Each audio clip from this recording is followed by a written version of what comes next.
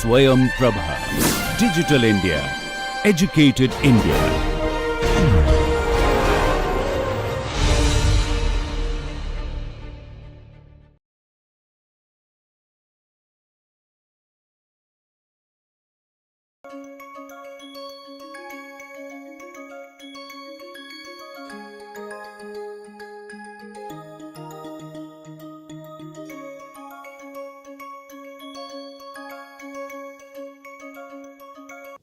Let's now look at the second part of the module, which is about human resource management, which is the flip side of leadership, how to manage your people.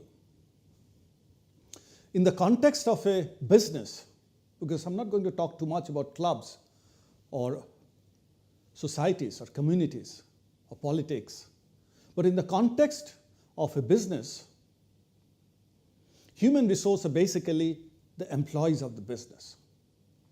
And human resource management involves creating the organization structure, who reports to whom, how many layers are there, how many functions are there, how many divisions are there, defining the structure, defining the roles, defining the pay. And once you've defined it, human resource management, also called HR management, it also requires the HR team to go out and recruit people and train them so that they can go and deliver the company's goals. There are also policies and procedures that guides the employees in a company. Just like if you're in a school or a college, there's policies and procedures for the school and the college. If you're already in a company, you will have faced and followed some of the policies and procedures of your company. HR also plays a key role in developing motivation and skills in the organization. And above all, they partner with business leader, the sales head or the sales team, the finance head or the finance team, the operations head and the operations team, or the marketing head and the marketing team, and they partner with them to support them on the people-related aspects. So that, in a nutshell, is what is HR management. Let's now go a bit deeper and look at different aspects of human resource management. What are the key elements of HR management? First, obviously, is talent recruitment. And we'll talk more about it later. Then develop the talent. It's not enough to recruit. You also have to develop them, coach them, guide them, train them, motivate them. That's talent development. The third part is employee performance. You've recruited them, developed them, but they have to perform because it's a business. And then, as they perform, it's important that the employees are also motivated and they're satisfied. And there are many surveys that companies do and industries do to look at employee satisfaction. Because if employees are not satisfied, they leave the company. And the last part, as I said, is day-to-day operations and partnering with business. So these are the 5 key elements of HR management. Let's look at them one by one. So let's start with how companies recruit talent. All of you, or most of you, would be applying to companies for jobs. So let's look at how they recruit candidates. It starts with planning. So companies will sit down every year and plan who do they want to recruit, how many people, from where, what education levels, which campuses, what's experience. And once they've done the planning, they will actually do the sourcing. They can go to a campus. They can look at social media, such as LinkedIn or Indeed or Naukri, any of those sites, or references, or through their websites. And they source the biodata. And it's important for you to know how they source so that you can put in your application into the company recruitment process. Once they source the biodata, they will shortlist, and the shortlisted candidates, they will interview or do some tests or hackathons. And if you are applying, you have to know what the selection process is so that you're not surprised and you're prepared. And once companies have selected the final candidates, then the hiring process starts. There'll be a discussion on pay and benefits. There will be a reference check. And then there's a contract signing. And then the candidate is hired. And if you have applied and you're selected, you get hired. But it doesn't stop there, because once you've got the talent or the employee or the new hire into the company, you have to onboard him. You have to tell him about everything that happens in the company. And typically, it may last for a few days, where companies tell the new hires about the company vision, mission, purpose, the organization structure, who's who, etc. That's how companies will recruit. Once you have recruited, then on a going basis, employees have to be developed, and that's called learning and development.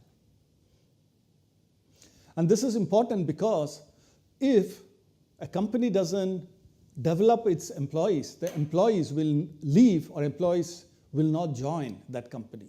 So it's important to attract the best talent and to retain them. It's also important to engage and motivate the talent.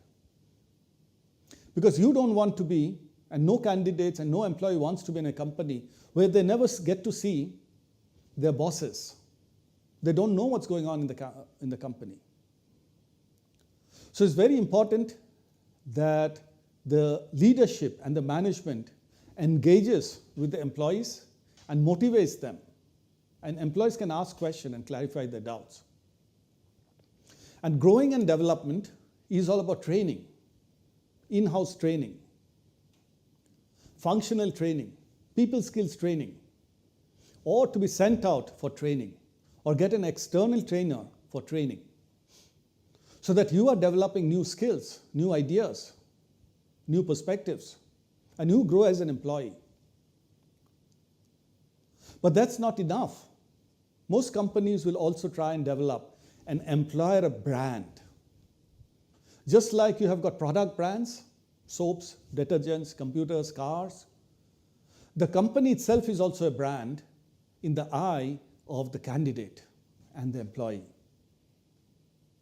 And just like a product brand can stand for something, an employer brand also has to stand for something in the mind of the employee or the candidate. So when you think about any company, something comes into your mind. If you think about Indian companies, Tata's, Godrej, Mahindra, Infosys, Wipro, or any of the India companies, Adani's, Ambani's, L&T, or if you think about global companies, Google, Facebook, Siemens, Procter & Gamble, DHL, any of the global large companies or small companies, or even startups, Ola, Oyo, or Byju's, Make My Trip, Book My Show, any of those newer companies, there is a brand association with the company once you start thinking about them as an employer or a candidate. When you think about them as a customer, you think about the product. So if you're a user of Gillette blade for shaving, you think about Gillette, the brand, as a user or a customer. But if you're a candidate or an employee, you'll think about the company, and the company that makes Gillette is Procter & Gamble. You'll think about Procter & Gamble as a brand. And companies have to manage employer branding. Same with educational institutes. Most colleges participate in rankings and thereby create the branding of the company. Whether you're an IIT or NIT or a college, anywhere in India or anywhere in the world, they're employer brands. Not only as a student. If you want to be a student, you think about the institute in a certain way. But if you want to work for that institute as a faculty or a staff or a project manager, you think about it in a different way, and that's employer branding. And then culture and values. Is a company honest? Does it work for the good of society? Does it help the community, or does it only make money and exploit people and exploit and spoil the environment? So culture and values. All of this together comes under learning and development, usually led by the HR team. So that's the second big part of HR management. If any of you are choosing human resource management as a career, these are the aspects you should think of. The next aspect is performance management. You have recruited the employees, you have trained and developed and motivated them. Now the flip side is the employees need to deliver. And how do you make sure that you know how the employees are doing? That's called performance management. Again, there are 4 quadrants. First is planning. Employees need to know what they're supposed to do and how they will be measured. So we need to give them SMART goals. If it's a salesperson, he needs to have SMART sales goals. If it's a production person, he needs to have SMART production goals. And they have to be specific, measurable, achievable, relevant, and time-bound. You cannot give impossible targets to an employee because the employee will give up before they have even started. So SMART goals. And then the monitoring.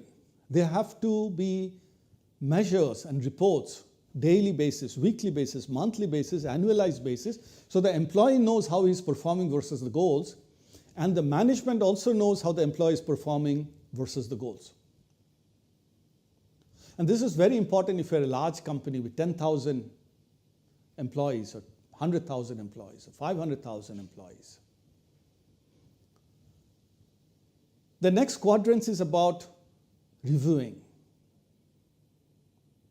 And if you're an employee, you have to take the review process very carefully. This is when you go back to your manager or your management and say, you gave me these goals, here's how I have performed, now please give me some feedback and let's talk about how I can do better. Or here are the problems I'm facing, if you remove those problems, I can work even better. So that's the review mechanism. And then, of course, is the most important thing for all of us, is the incentive and the increments. Every year, chances are companies will give an increment depending on how prices have gone up in that country, called inflation. So if the prices have gone up 5%, and if you give the same salary, actually the salary has reduced in real terms. So if you give minimum 5% increment or more so that there is a real increase in the salary. And of course, incentives for achieving targets. If a salesperson who has blown past or really gone beyond the target, he needs an incentive. Someone who has produced much more than what we're supposed to produce may get an incentive, unless he's, of course, really overproduced. So this is the performance mechanism framework.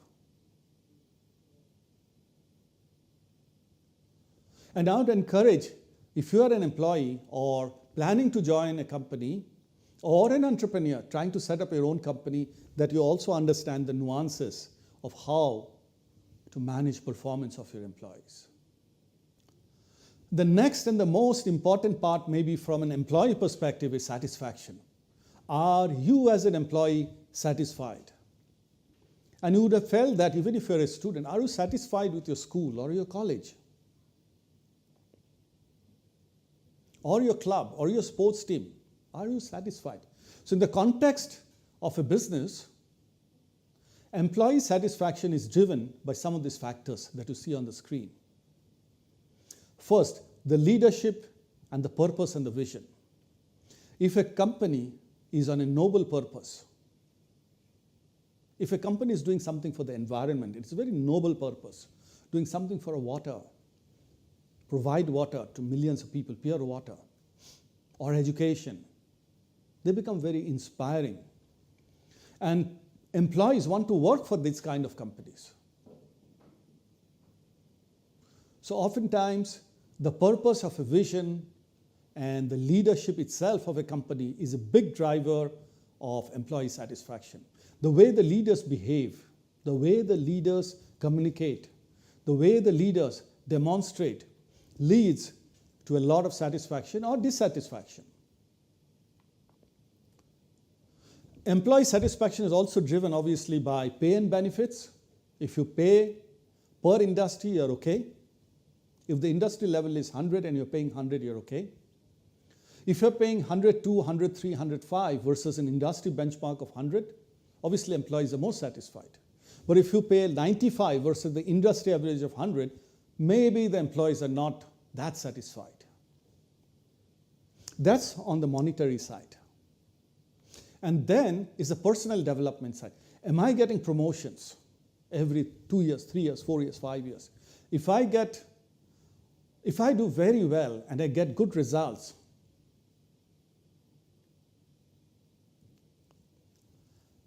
do I get an opportunity to learn more? Is there a training program for me? Can I develop my skills? If I do very well in this job, can I get a different job where I learn more things? So that's personal development.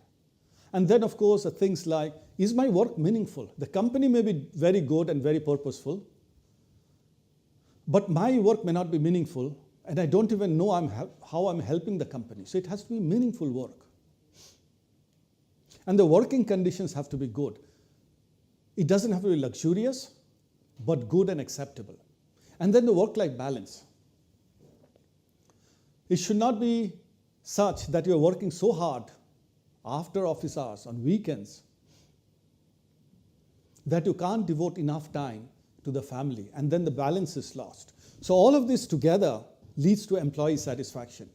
And the higher up you go up in the company, the more you have to understand this. Otherwise, you will have dissatisfied employees who will sooner or later leave you. And the company gets a bad name, and nobody wants to join the company anymore. And then the last part is the day-to-day operations of HR. Some of you may choose HR as a career. So apart from the recruitment, development, satisfaction, etc., there's also day-to-day work, administrative work, policies and procedures, writing the policies and procedures for the employees, leave policies, benefit policies, etc. Records and documentation, maintaining the records of every employee, every year actually. Then the payroll administration, designing the payroll and making sure that employees are paid on time. Then the legal and compliance, because there are a lot of legal requirements, there are a lot of labor laws, and they have to be compliant with. And finally, the business partnering, where you're supporting business leader in sales, finance, operations, marketing to achieve their objectives. So that's human resource management in its totality. And now I'd like you to reflect and write down in your journal a couple of points that I have on the screen. First, think of a company you would like to join or already are working for. Reflect, think, and do a search if necessary in the company website and try to find out information about the HR aspects of that company from the careers page. In a website, most companies will have a careers page or a work for us page. Go and see what you can find out there and write it down. And then look and do a search on the internet for any public domain feedback. There are websites where employees post about the company, like Glassdoor, etc. See what the existing employees are talking about the company, and that will reflect the human resource aspects of that company. Are they satisfied? Are they happy? Not happy? What's good? What's not so good? And if you want to do a startup, I'd strongly encourage you to think now and write down what you have learned, apply to your startup. How will you recruit? How will you train? How will you measure the performance of the employees in your startup? How will you reward them? And what kind of culture will you set up in your startup as a founder? So think and write down.